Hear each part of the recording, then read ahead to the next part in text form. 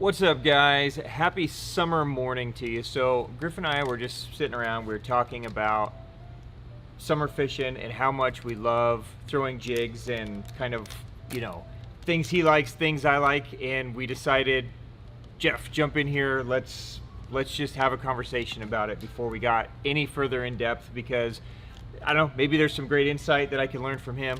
Probably not. I mean, you guys have seen the 1v1 challenges, but this would be a great chance for him to listen and learn and, you know, share some second place ideas with everybody. Oh yeah. So if you guys want to dive into what we like to throw in the summer, these are going to be our favorite jig presentations, how we fish them for summertime fishing. You ready, dude? Let's do it. All right, let's go. Welcome to the Hookup Tackle. The Hookup Tackle is the world's largest showcase of Megabass products, featuring baits and colors not found at any other dealer. The Hookup also offers a wide display of OSP, Evergreen, Deps, Lucky Craft, Jackal, and many more. The Hookup Tackle is owned and operated by family, is staffed by guides and verified tackle nerds who love helping anglers elevate their craft. If you're in the Phoenix area, we'd love to have you stop by our showroom and check out the wonderful world of Megabass and the Hookup for yourself. If you shop online, there are almost 10,000 SKUs of Megabass products alone, with hundreds of other companies and new products being added daily. So next time you're looking for that hard to find bait, that color your fish have never seen before, or maybe you just want to elevate your game, look at thehookuptackle.com. All right, welcome back everyone. I am Ben with the Hookup Tackle, being joined by my buddy Griff, as well as Jeffrey the King. We're the Hookup Tackle USA. So today we're gonna break down summertime jig fishing our way, right? So, dude, there's 9 million jigs. 9 million, there's so many. Every brand has, I don't know, a dozen jigs or so, football jigs, roundhead jigs, flipping jigs, swim jigs, like there's just jig galore, right? And it's such a fun way. Would you say catching them on jigs one of your favorite ways to catch them? Yeah, it's definitely a fun way to fish, and it definitely produces good bites. Better quality, Yeah. would you say? Yeah. Yeah, so, you know, historically, my whole life growing up, if I've needed quality bites, a jig is always at the top of my list of baits to choose to just get that next size bass that's going to be great quality. So for a lot of you guys who are tournament fishing, you know, jig needs to be a staple in the lineup. If you're just fun fishing and you're fishing, you know, a pond or a lake and you're routinely catching 1.5 or 2 pounders and you want to routinely catch 2.5 to 3 pounders, a jig is a great way just to catch the next level of fish. So, you know, there's no right or wrong. Well, I guess it's wrong if you're not catching shit. Yeah. Right? But if you're catching them, it's right. So, you know, experiment and play with different things. We just thought it'd be fun to talk about our favorites, what we use during the summer, how we use it, so that if you guys are new to jig fishing, maybe you can pick up some tips and at least get a starting point to go and tackle some of your waters. So why don't you start it out, dude? What is going through your mind with jig fishing? Like, what are you looking for, and what are you using to pick it apart? So when I'm looking to throw a jig, I'm pretty much looking for like cover leading into some kind of like tapering point or something where the water is going to go from like shallow to a little bit deeper. I always start with a football jig. Okay. I'll cast it out there, and I'm not trying to throw the football jig into cover. I'm trying to throw it near cover, and I want to work it slowly down, just like a crawfish would go. Okay. You know what I mean? Like slowly down, and that's how I start. Okay. And I'm gonna start small and work my way up. Okay. So small in size or small in weight? Weight. Small in weight. Yeah. So you're going to start with a lighter weight first, Mm-hmm. and then work your way to a heavier weight if you need to go to a heavier weight. Yes. And you're choosing the heavier weight based on what? Depth or movement? How fast you can move it, or what's going through your mind? I'm trying to keep the jig on the ground. I want Okay. bottom contact the whole time that I'm fishing it, and I want to throw the lightest weight that I can to keep it that way. Okay.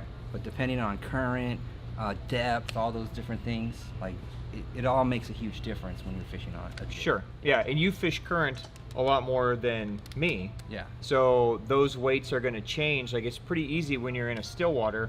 Like, I pretty much know always the weight I'm going to use. Yeah. Right? It never really changes. Yeah. But in current, it could adjust. Hourly. Yeah. So you have to be mindful of what it is that you're doing and making sure it keeps that contact. Yes. Yeah. So why a football jig? I mean, a lot of people are going to know why, but just in case there's any new, jig fishermen here, why are you choosing a football head versus a round head or flipping head or something else? I throw the football head because I think it creates better bottom contact, and then I can just slowly drag it, and it's always, anytime it hits some kind of cover or structure, it's always going to lift. Instead of, it won't go sideways, it's just going to lift straight up, and then my trailer is going to give a little flutter. Okay. Every single time. Okay. So talk to me about the jig in your hand. This is your go-to for football? So the Headlock jig is my favorite jig. It has this crazy line tie on there that's not 90 degree. Here, let's open it up. So it has the line tie on there that's not 90 degrees, and I feel like even the slower pulls will get it to rise as I need it to, just to flutter that trailer up. This one doesn't have a weed guard, so it doesn't present a problem when it comes to like hook sets and things like that, but that's also another reason why I'm not throwing it into like cover. Okay. Yeah, because you get this around wood. The one big downside, we talk about the Headlock jig a lot. It's definitely my favorite go-to like finesse football jig, right? Because it hooks them so well and you land almost everything that bites it. Yeah. But if it even sniffs a piece of wood, you're hung. Oh, yeah. It has a really compact hook on there, and then it has this like cutting point style hook on there, so it's not a jig that you need to like jam the major hook set on. Like catching fish is really easy with it, so it just makes things a little bit easier. The hookup ratios are good. It keeps them pinned. It's just a good jig. Yeah. So when you get bit, so just to walk through like your presentation, you had some trailers here. So talk to me about your trailers. You pretty much all had just a bunch of different colors of one trailer. Yeah. So talk to me about your mindset here. It's the only jig trailer that I use, the Dolive Craw. It has the thick claws, but they don't flap around. They're pretty subtle. There's not a lot of movement. They don't get wrapped around stuff. Like when you're fishing like in brush and stuff, those trailers wrap around, they kind of get you hung up, and then you got to shake it, and then your spot's done. So you find that it comes through really easy. Yeah. And so I'm kind of the guy that has all the trailers. Yeah. Right? Like way too much shit. Like Jeff gives me a hard time all the time. He's like, dude, we're going fishing for like 3 hours, and I have like 400 bags of trailers. Yeah. Because I want a trailer for every single possibility there could be. Mm-hmm. You're like the opposite of that. Yeah, I just try to keep it as simple as possible. Like they're gonna bite it. So maybe I can learn something from Griff. They're gonna yeah, probably. They're gonna eat it. You know what I mean? If they're gonna eat it, they're gonna eat it, no matter what trailer you have on there. So it's more about presentation for you. Yeah. You want the right jig, the right trailer, but then you're putting it on your shoulders. Like you're not worrying about, well, they're not biting it because it doesn't have this movement or that movement. Yeah. It's more about your angle, your presentation, your weight. Yes. Then at that point. Yeah. Okay. Plus, in the summertime, you're not really like moving very fast, so you're not really going to create a lot of the actions. I throw a football jig and I'm going a sideways pull, and as soon as I feel resistance on there, I'm just keeping it at that resistance. Okay. I'm not raking it through. I'm not hopping it. So you're dragging it really slow. Yeah. Your tempo is lower. Yeah. Would you say in the summer for you than a lot of the other times of the year? Yeah, it has to be slower. The only time I think that it matters, the speed matters, is on the fall. Okay. That's when you're going to get them to look. Okay. But you want them to come investigate it. You want to move it, but not really pause it. Okay. Like you want to keep it moving, like it's a crawfish or something like that. Right. It's just trying to get away. Okay. And then every bump it hits, it's going to throw those claws up like a guarding craw. Got it.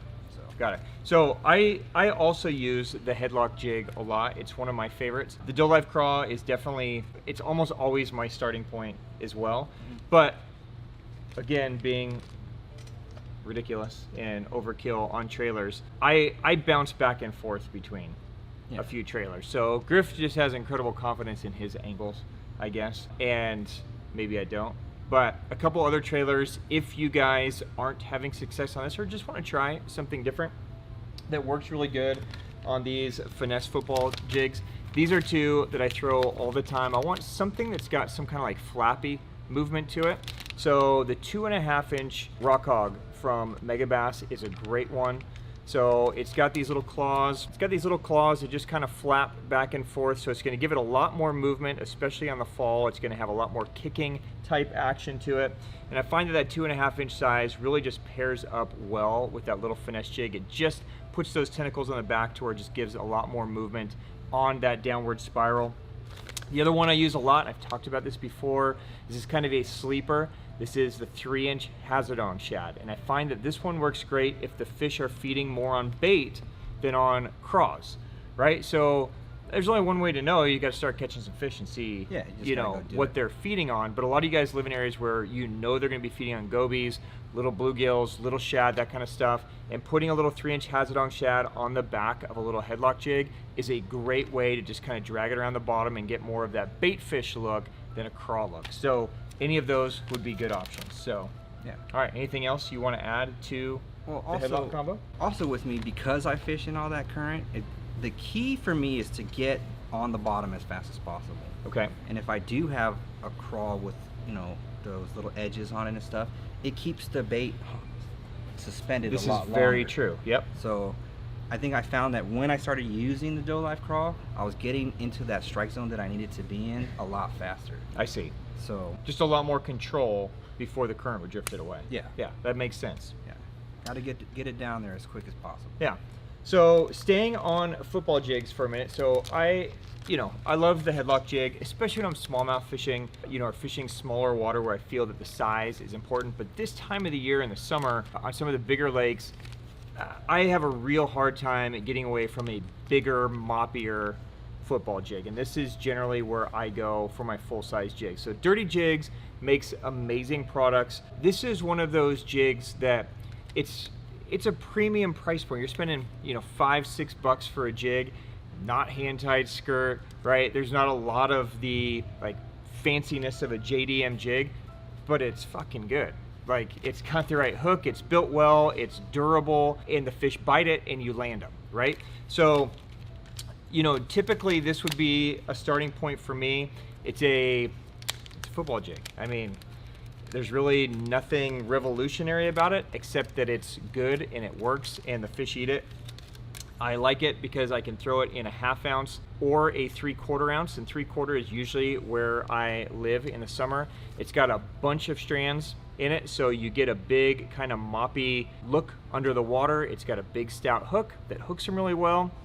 And I like to go with the bigger size because in lakes, I find that a lot of times you are stuck having to drag it through logs, through wood, through different things deeper. I can't necessarily just throw it on rock or, somewhere like the headlock is important to do. Yeah. Right? So, this is a jig that I can fish down into 40, 50, 60, 70 feet and not worry about if it comes in contact with a tree. I want it to come in contact with a tree because that's where the fish is going to be on that edge or that reef or whatever. Yeah, that right? makes sense. So this is a great one for, bigger lakes, deeper water. I think it's giant. Look at this. Yeah, I mean, there's a great comparison, right?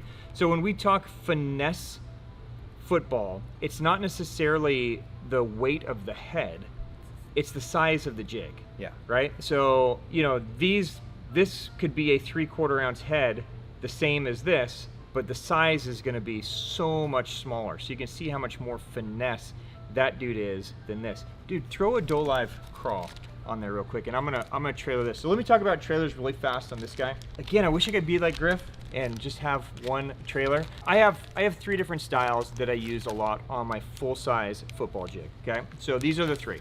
My starting point is almost always a Yamamoto double tail grub. Okay, this has been around for 9 million gazillion years. It's nothing fancy. This is a great starting point if you have no clue what's happening. Double tail grub is a great one because basically you just get these 2 grub tentacles here that are going to be down there that are just going to create movement, right? So as it moves, it's going to drag, it's going to kick, and it's basically going to give you some built-in movement to the jig, which is a great one.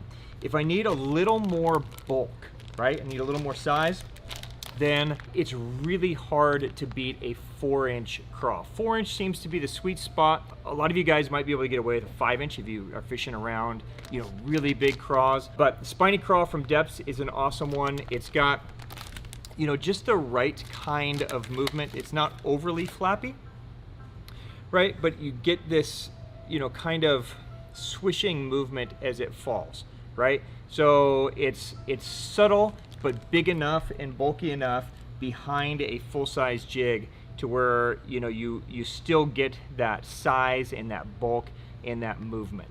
And the third one that I use, and this is one that I've been using for several years, and it's killer and probably the least used one, I talk about it all the time, is some type of Senko or Dolive stick behind it. Now this is one that I will do, especially if the fish are feeding on, you know, any kind of bait fish on the bottom. If you guys have tilapia in your lakes, if you have gizzard shad in your lakes, right? If you look at how a tilapia feeds, gizzard shad feeds, a lot of times they're just kind of sifting on the bottom like this, and they're just kind of going through stuff. Carp, right? So by putting a stick style bait, so this is a Dolive, this is a fat Dolive stick. By putting this style of bait on the back of your jig, you basically are giving them that same kind of presentation down there on the bottom, and because it's a football jig, it's able to kind of just move around and kind of bounce around just like a bait fish would, and less like a crawdad that's just kind of dragging around, right? So, you know, Jeff and I just came back from Florida. There's tilapia everywhere, right? And I know nobody's doing this kind of stuff down there. This is a staple down in Mexico where we fish a lot. Texas, here in Arizona as well. So again, gizzard shad, tilapia, carp, any kind of like bottom sifters, this is a great way to get them in the summer because they're looking for that easy meal that's just kind of going across. So here, check it out. Here's a great size comparison between a normal football jig with a trailer and a finesse football jig. So huge size difference. Oh yeah, definitely. Well, another important thing about this Dolive stick is it adds bulk to the skirt. So when it gets wet, the skirts usually just fall against the hook or the whatever the trailer you're using. Yep. But because it's so thick, it's going to add that extra bulkiness to it. Yep. And it just creates a bigger profile. And just keep some body to it. Yeah. More like the body of a fish, and then you just get that kind of back end versus two claws moving around. Yeah. Yeah. So a couple different options. Football jigs. This is such a fun way to catch them because when they eat a football jig in the summer, sometimes it's a little pressure bite, but most of the time you're just kind of dragging around, it's just a thunk. Yeah. And there's just nothing like that feeling. You know you're just going to wind down and crack them.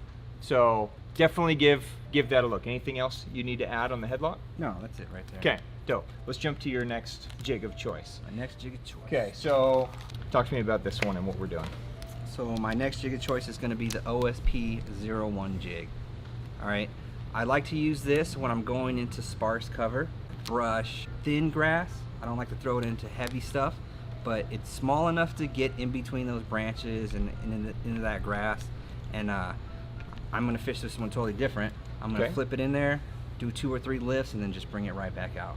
And I'm not gonna spend a ton of time in one spot with it. So this is more of a precise location, more of a flipping bait than a dragging type bait. Yeah, I'm definitely gonna flip this. I don't need to drag this at all. Okay. So you've seen those spots where those lay downs and stuff that I like to fish out there. Very specific targets. Yeah. Yep. So when I see a lay down and it has that primrose around it, yep, and automatically I'm throwing this kind of jig. Okay. Just flipping in there, a couple lifts, same trailer, Dolive Craw. It's your one and only trailer that Griff needs. Yeah, that's all I need in my life is one of these. Okay. Same trailer, I'm gonna throw it in there. And again, it's because I'm going into cover, I don't want my claws wrapping around anything. I want it to get in there, I want it to get down. Give me my presentation and let me get out. Like, interesting. Okay. Yeah. It makes sense. So I have a very similar like thought process, so that my next jig is very similar, just a different jig. So I'm kind of thinking the same way, like I want a precise jig to kind of get through an area, but I'm generally going to more of a swim jig presentation versus like a flipping jig. Okay. Right? So these are the 2 swim jigs that I always have on me. This is the OSP Weedrider and the OSP Slipper Jig. Basically the difference is the hook size, right? So the Weedrider is going to have a bigger hook, and then the Slipper Jig's going to have a smaller hook. So they just accommodate a different size swim bait, basically. So the Slipper Jig is one that I use when I feel like they're more on bait, like shad or minnows, that kind of stuff. I keep it super simple. I pair it up with a 4-inch Dolive Shad. It's just a perfect combination. I keep my colors very simple, usually whites, some kind of, natural shad kind of color. And this is one that I can kind of throw in those same little isolated targets and just kind of, pull it through and then kind of wind it back in and then have it go down. But this will give them more of a bait fish look, whereas you're giving them more of a crawl look. Yes. Right? For me, the Weedrider is going to be more of like a bluegill presentation for me. Now it comes in all kinds of colors. It comes in whites and all that kind of stuff, so it doesn't have to be, but my mind is thinking like there's my smaller like shad minnow with the slipper, and then this is more of my little bit bulkier, more of a bluegill presentation, right? So for this, I usually just go to the 4.5 inch size in the Dolive, or I can go like a 4.3 Keitech. You know, either of those fit this well. And this is one that I'll use more as like a chatterbait alternative. So you know how a lot of times like you're looking for edges and lanes with a chatterbait and you're kind of winding it through, and sometimes, especially by this time of the year, they've seen basically like 6 months of chatterbaits. Yeah. Because everybody starts throwing them in pre-spawn and then nobody ever puts them down, right? Yeah. So they've seen a lot of that kind of clack and vibration, and you know, the fish are still there. They're still in those same areas, but they are a little bit more wise to the chatterbait. And I find that the swim jig is one that I can kind of fish the same lane that I can with the chatterbait, but then because it's weed guard, I could also kind of use it as an isolated target like what you're using. Okay. Right? Yeah. So makes sense. Same kind of deal. A lot of guys will take these and fish them out deeper too in structure. I find that the swim jig for me is kind of like what Griff's talking about. Isolated specific targets or more shallow grass type fishing. And then when I need to go deep, I still just love that, you know, heavier football jig. And I can just kind of mix and match the trailers to kind of pick things apart. It's a fun way to fish. It's simple. And even like when you talk about like colors and stuff, like what kind of colors do you like to use? So with me, like when I go to the like a football jig, I keep it really simple. Basically like some kind of combination of green pumpkin or watermelon. Okay. And that's why I'm green pumpkins and browns. Yeah. That's what I like to use. Yeah. So I find that instead of getting like overly complicated with the jig, you know, there are some bodies of water where it has to have red flake or it has to have chartreuse or right, and you know, jigs are no different than a jerkbait or crankbait or anything else where you can really get specific with colors and even adjust through the time of the day, right? Yeah. So like a lot of times, like first thing in the morning, they want something with a little darker profile, you know, more black in it. And then, you know, maybe a little bit of chartreuse shift. And then once the sun's up, then it's got to be supernatural like watermelon. Yeah. Right? But generally speaking, the presentation is the most important thing. Yeah. If they can see it, you can convince them to eat it most of the time. Are they going to not eat your brown, but they're going to eat your green pumpkin? No. Probably not, right? So, and you can always just use your trailer, too, to adjust your colors. Yeah. Right? So sometimes I'll do that. I'll throw a brown jig and throw like a crazy colored trailer on there, just to throw a little contrast into there. Yep. I think contrast is more important than actual color. And then I think that's what gets a lot of bites too. Totally. So, you know, the ability to mix and match is another nice thing about jigs, is you're not stuck with just one thing. You could have just a green pumpkin jig and that could be 42 different colors based on the trailer that you put on it. Yeah, definitely. Yeah. Anything else with summertime jig fishing that you want to share? No, I just keep it simple. I throw 2 jigs and that's it, 1 trailer. Yeah. And I just try to go out there and try to find that bite, because it is a fun bite. It really is. Yeah. It's definitely one of the funnest ways that I can think of to catch fish in the summer. Jeff, anything else you can think of that we didn't cover? No, I think you guys nailed it. Okay. As far as line and rod and that kind of stuff goes, just really quickly in case anybody is new, what is your normal, you know, jig type setup that you're doing with this type of stuff? So if I'm doing a flipping jig, I'm usually on like a 7.2 heavy fast. Okay. I don't like it to have a ton of bend in it. I just, you know, it just helps me get in and out really quick. But like with a football jig, like a regular taper on that, or I can just drag it, keep it sensitive. I like that. Okay. Yeah, and I'm pretty similar. Some kind of 7.2 to 7.6, right? Just a heavy fast action. Yeah. You know, I like it to have plenty of backbone because there is just one hook. Yeah. Right? I don't need it to be super soft. I want it to be as fast as possible. Yeah. Right? So that I feel every little thing, especially on a slack line, like you pull it over a rock and it's falling. A lot of times they eat it on that fall. Yeah. If your rod is super fast, you can pick up that slack line hook set. So same idea. I'm mostly like 16 to 20 pound straight fluoro. You same? I think I'm pretty much 20 pound now, period, on a jig. Yeah. Sometimes I find that they'll get line shy if we fish a really clear reservoir somewhere like Mead or Havasu, and you may have to drop down to like a 12 to 14 to get bit. But again, I kind of go back to your mindset that your angle and how you're fishing is the most important thing. Yeah. So I feel like you get away with heavier line if your cast and your angle is Yeah. right. Yeah, You feel the same? Don't give them a chance to detect the line. Right. Like, don't go in there, if you see like where the fish are, don't cast right on top of them. Cast it past them and then kind of slowly work your way through. Yep. So you're not getting that line vibration. Yep. And that works fine. Yeah. Yeah. So, hopefully that was, useful to you guys. You get a little insight into some of our favorite jigs, trailers, how we're fishing them. The most important thing in the summer is just go keep your baits wet, right? Yeah, dude. Yeah, so just keep going, play with retrieves. Again, Griff's fishing super slow. Most of the time, I'm kind of just keeping it soaked and just a really slow retrieve. But don't be afraid if you're not getting bit to mix in some faster retrieves every once in a while and see if you can trigger, some kind of reaction. So, if you guys have any questions on anything we covered, drop them down below. We will definitely get to it. Jeff can leave links to the products if you want to check them out closer. And, until next time, good luck, you guys. Take this stuff, use it. Catch some big jig fish this summer. We're going to right now. So until next time, peace out. Jig fish? Jig fish. All right, so we're back because we just finished and then we started having more conversations. Yeah. See, just leave the camera rolling, Jeff. Yeah. This should be a reality TV show. Yeah. Yeah. You're already at my house watching me sleep. You might as well just roll it here. Okay. All right, so talk to us, Jeff. You were asking us questions about our retrieves.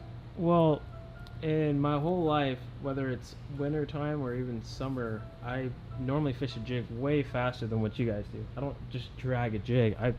I work that thing quick, making it look like a flinging crawdad, because I think you get way harder bites that way too. But you guys just crawl that thing up to cover, I guess.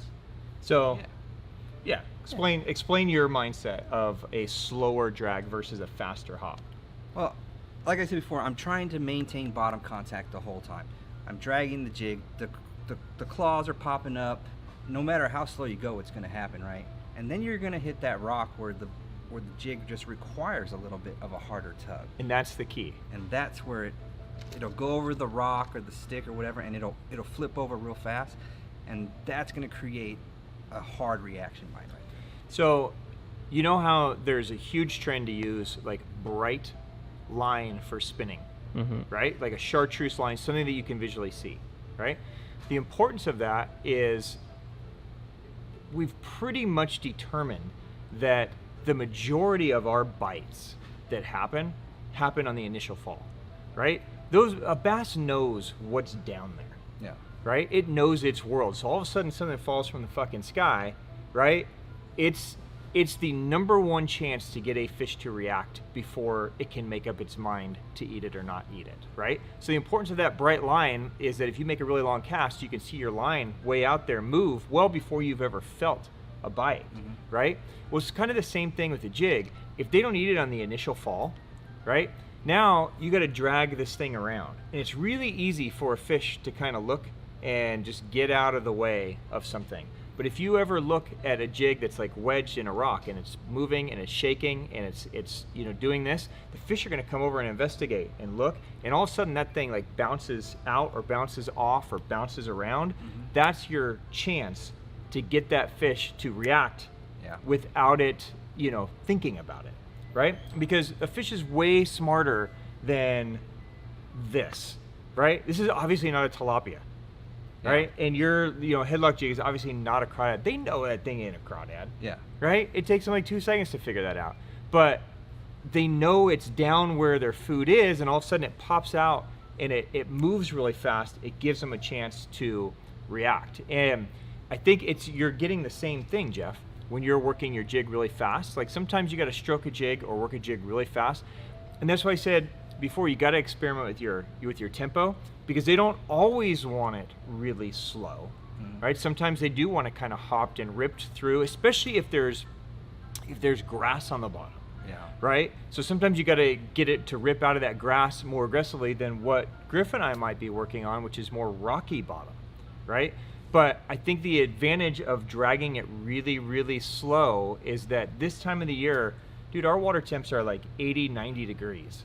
Those fish, dude, they're lethargic, right? They feel like us after being outside, like, all I want to do is sit on the fucking couch and sit under the AC. AC time. You know what I mean? I know I'm hungry and thirsty. I ain't gonna get off the couch and go get it. Yeah. Like, I'm just gonna sit my lazy ass down. And the fish are kind of doing the same thing. And then all of a sudden something like reacts, like it's hard not to grab it. Yeah. So that's kind of our thought on the dragging slow, is we're dragging slow to keep it soaked and get the attention, but we're really trying to get it in a wedge scenario. Yeah. To where there's 2 rocks and the jig drags in, to where we can then kind of like shake it up and over to where it darts and then the fish grab it. Does that make sense? Yeah. Yeah. Two You're different- smiling. Yeah, just 2 different strokes, I guess, for the same results. Yeah, dude. Yeah. All strokes are good. Yeah. Am I right? So you're trying to create that reaction with every movement. Yeah. We're trying to create the follow, then the reaction. Hmm. Yeah. And this is, for me, like talking about dragging it slow, this is definitely more of a structure approach for me, right? There are also times like coming up, right? You'll see now as our water is dropping, and as soon as we get a small little shift of cool and the fish start to transition to fall and they gravitate more to the bank, I'll use the same jig, the 3/4 ounce football jig, right? But I'll be putting it right on the bank and I'll be fishing it very fast. So just trying to do what you're talking about, which is to draw a reaction strike out of them before they've had a chance to think about it or to see it. But when it's down there in 30 feet, 35 feet, it's more important for me because the reef could be the size of this store, right? Or the ledge could be the size of the store, whatever the structure is that we're fishing. But everybody knows that on every piece of structure, there's a sweet spot, Yeah. right? So I want to find the sweet spot. So by fishing it slow and dragging it, I can really dissect between my graph and what I'm feeling in my hand, right? I can really figure out there's the sweet spot. Yeah. Okay, it just shifted from this rock to shell, or from, you know, gravel to boulders or whatever. And then once I kind of figure out there's this my sweet spot, then I can kind of play within that. But if I'm fishing it too fast, or I'm kind of hopping it too much, I never really truly get a sense of what's there. Yeah. Yeah. Same? Yeah, you're going over it instead of through it. Yeah, yeah. So there you go, Jeff. You're wrong, we're right. It happens. Welcome. So, let me then ask you, Okay. when you guys get bit on the jig, Yeah. where on the cast are you guys getting this bite from? Like Is where it halfway between the back end, to the boat, or is it further out? When are you guys getting bites on the jig? So most of the time it's going to be as soon as it hits the water, like on that fall. But depending on where the fish are staging, really, when you're working it down a bank or something like that, if they're eating at 20 feet, you're going to get the bite at 20 feet. If they're eating at 3 feet, you're going to get the bite at 3 feet. I think it depends on how good your cast is, Oh, then I must be fucking right? good. So, you know, fishing a jig in deep water or over structure is a lot like fishing an A-rig or a deep crankbait or anything else. It's not just a magical bait that you just fling out in the middle and they're gonna swim to it and eat it, Yeah. right? You still have to throw the right angle. It's kind of the same approach as like when we talk about deep cranks, how 90% of my bites on a deep crank happen when the bait first reaches its max depth, right? So you've made this huge long cast and you wind it down and then boom, it bounces on the ground and boom, you got one, Yeah. right? And so you got to fight this fish for 300 feet to get it back in. It's kind of the same with the jig. If you've made the right cast and you know, like, there's my area right there, and you fire it out and it sinks down, I think the majority of your bites are going to come on that initial fall when it gets to the bottom or on your first kind of movement, because it's fallen and they know and they've kind of come over to it and they either eat it or then it moves all of a sudden and they eat it. That's your highest percentage moment. Yeah. From there, then I think it's about the deflection. So then I think that's why, you know, we're dragging it through. We're kind of working the area, trying to find that sweet spot or a rock or something to where we could get it to, you know, kind of deflect off or bounce off or come off. Does that make sense? I see. Yeah. See, my thinking on it is when I throw out that jig, and what you guys kind of said, is that I feel like a fish watches it come down on the bottom, Yep. and as soon as I start ripping it, that fish in its mind is like, oh fuck, the crawdad's seen me. It's gonna run away. It's gonna try and get in a rock. I've got to pick up this thing. So when I throw it out there and it hits the bottom, I'm ripping it right away, and I only get it ever like 3/4 of the way back or a quarter of the way back in, and dude, it's just fucking thump. It's like hop thump, and I'm getting railed because I think that fish comes down, crawdad's already moving. Like how I feel like if you threw a live crawdad and it starts swimming down to the bottom, right, and it sees a bass coming, dude, that thing's taking off. Right. And that's my thinking. But then if I don't get bit, about halfway back, dude, I'm reeling that thing up. Yeah, I think a lot of it depends on the structure, too, or what it is you're fishing, right? So there are some times when the fish may just be in a massive area. Like it might be a ditch or a shell bed or, you know, a huge long point, and the fish are anywhere from 15 to 30 feet or 30 to 50 feet, right? Yeah. And they're just scattered to where you need to fish the jig through the entire cast, right? But a lot of times it's a specific area and you know where it is, right? So like, you know, you fish ledges a lot, Jeff, right? So like, you know that there's this huge ledge that goes, but they're going to be on this spot and this spot because it's a little corner or there's something different about that piece. Right. So you kind of know your cast, right? So you still want to make a long cast so they're not aware of you, or they're paying more attention to your jig. And then once you've kind of worked it through the area, you've just fished your 90% area. Right. Now you have to make the decision, do I want to drag it this other 3/4 of the way back for 10%, or do I want to wind it in and capitalize again on that 90% area? Yeah. Right? And this just comes to timing and how much you want to pick a place apart. You know, if you are from a boat and there's 100 areas, then you should maximize your time and just hit the 90% areas. Yeah. If you're from the shore or you're fishing a lake that only has like 3 good spots, you kind of have to keep that fucking thing soaked down there because you got to maximize the entire thing. Yeah. Right? So, you know, just different mindsets, I guess, to it. But I would agree that 90% of the bites on a jig probably come at the initial fall or the initial first few movements because they've investigated it. Yeah. Right? So just a different thought process as far as you're just kind of ripping it and making it look like a crawdad trying to scurry. I also kind of think that it's falling and they see it and then it's laying on the bottom, and it could also look like a crawdad afraid. Yeah. Because now it's hiding down there. And then it's kind of moving, and then, you know, maybe it's kind of just popped up. And so I think the same process, just a different way, dude, right? There's no wrong unless you're not catching them. Right. Right? So if it's working for you, if it's working, then it's right. Yeah. And also, like, we all go and we study our waters. Like, we're not, you know, unless it's our first time there, like, we know our high percentage areas. Right. And we know what areas to fish. Like, right.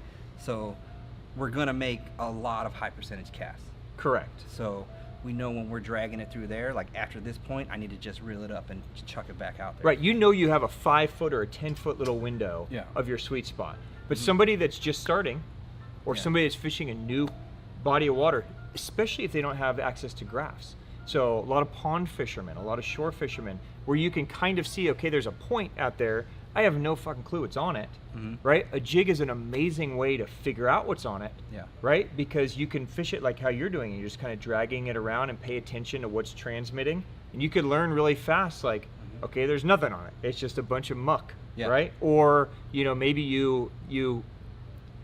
if you're fishing a new piece of structure, right? Like say my arm's a point, right? And you don't know where they're at. The best thing to do is just kind of make a cast across,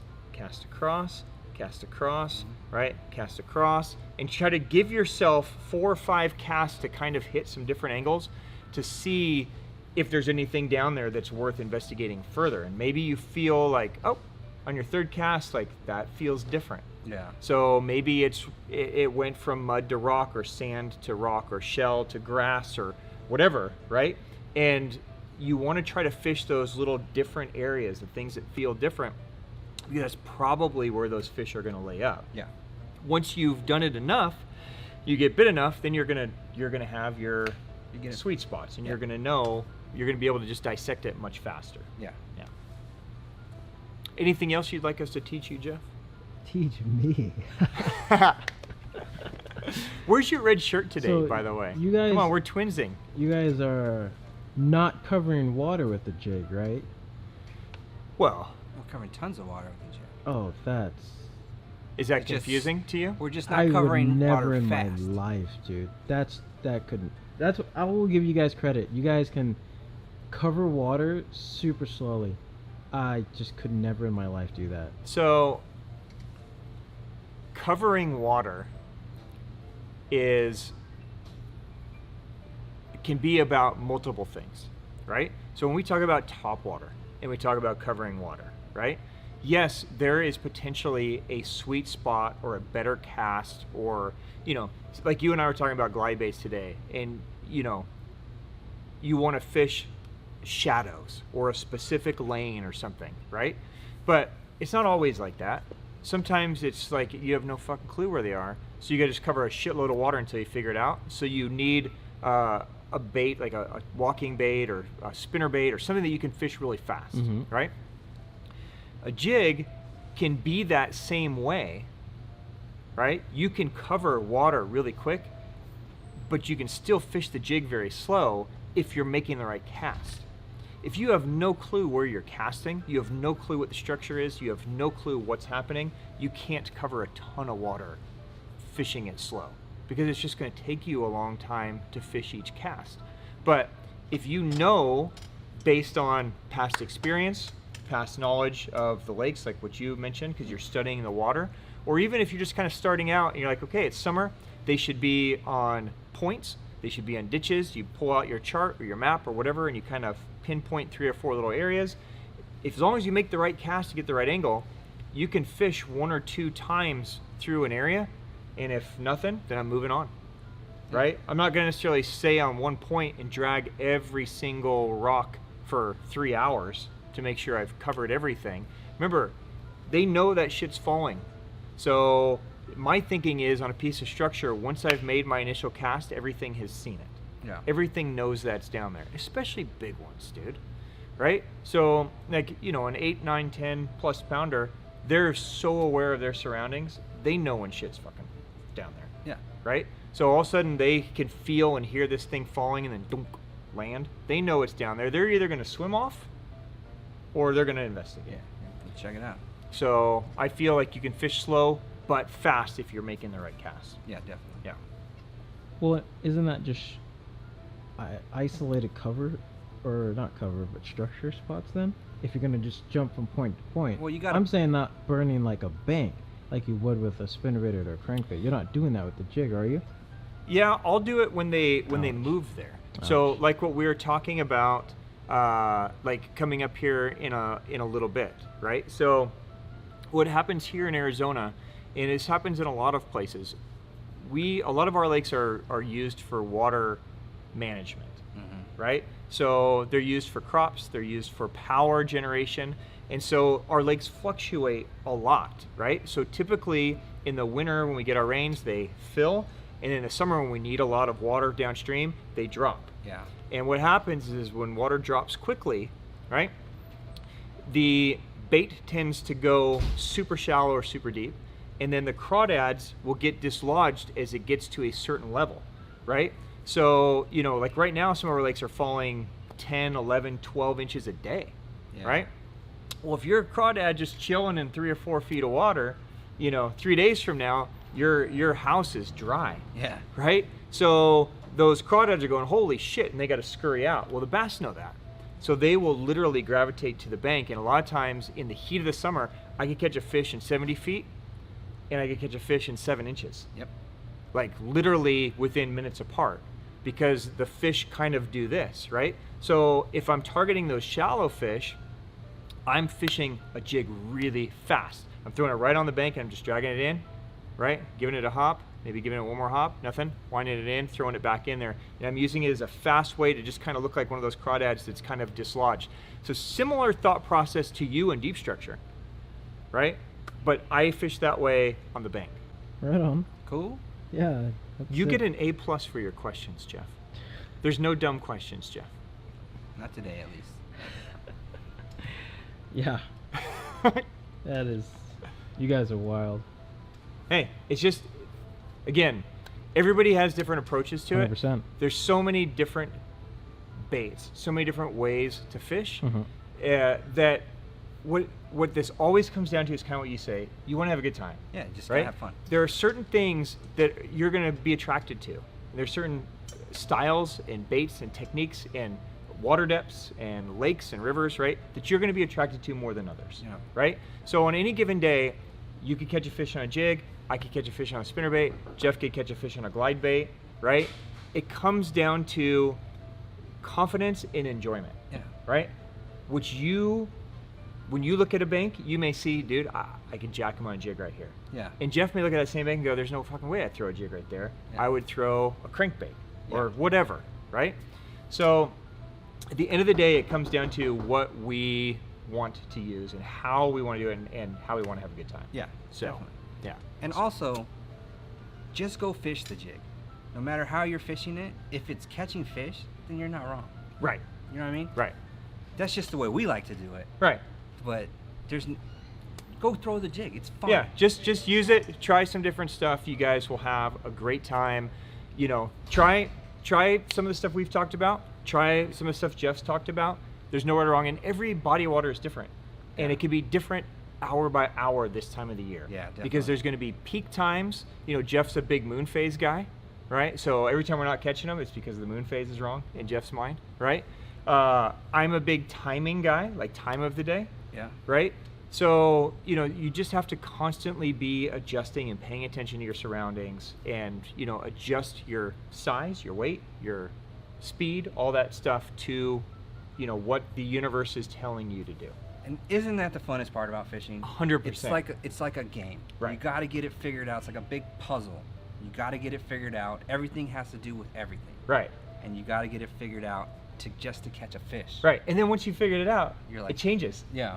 Right? So then it's like you just got to get in the pulse of it. A constant revolving rotation of changes. Right. But you're right. That is the fun part about it. It's So breaking sick. it down and figuring out the puzzle. Yeah. Yeah. Yeah. So hopefully that helps. Go have a good time, you guys. And if you have questions, we're here. We're happy to help because I want everybody to catch a bunch of jig fish because you guys will love it. So holler at us if there's anything you guys need or have questions. And until next time, peace out. Later. Good convo, Jeff.